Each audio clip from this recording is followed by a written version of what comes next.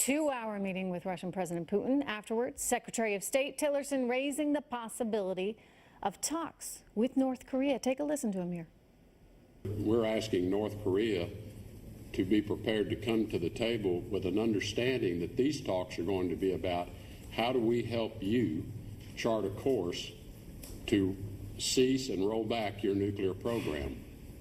That's what we want to talk about. We're not interested in talking about how do we have you stop where you are today. With me right now, Nile Gardiner, former aide to Margaret Thatcher. All right, first of all, Nile, your reaction overall here, is this a good step? Did we have a good first step, a good first meeting with Vladimir Putin? I think by all accounts this was a very positive meeting with Mr. Putin, where President Trump sent the right message.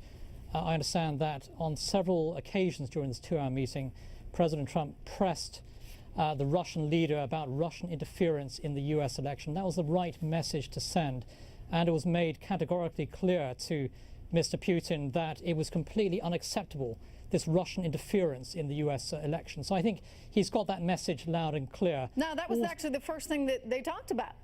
Yes, it was in fact, and I think that it's very important to reiterate to the Russians that their attempts to interfere in elections all over the West simply will not succeed. And I think that President Trump sought reassurances from Vladimir Putin that the Russians would cease and desist these types of activities. So I think the right message certainly was sent. Against... Yes. Well, I want to, because the big elephant in the room here is this North Korea situation.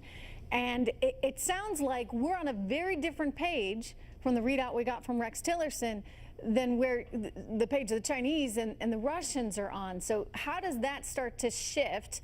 How does that change? Because we're dealing with what is considered a very real threat right now in the way of North Korea now.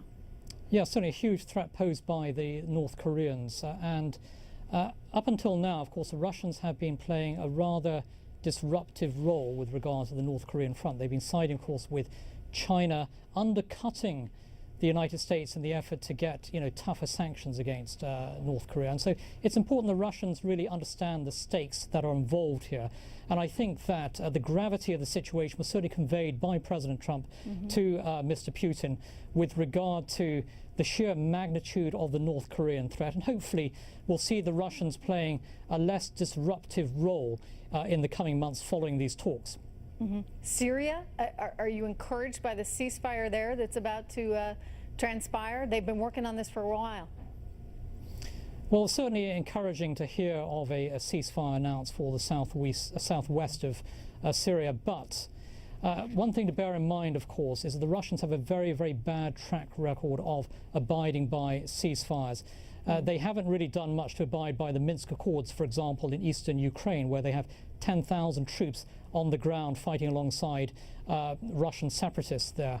And so I think the Russians really, we have to see what they actually do, because their word counts for very, very little when it comes to Syria. Their goal, of course, is to keep Bashar al-Assad's monstrously brutal and evil regime in power. So I do have quite a bit of doubt with regard to the Russians actually following through and delivering on this. All right, Niall, good to have you here. Thank you very much. My Heading pleasure. into today's meeting, top Democrats demanding that the president confront Vladimir Putin over the alleged Russian meddling in the U.S. elections, which is what he did.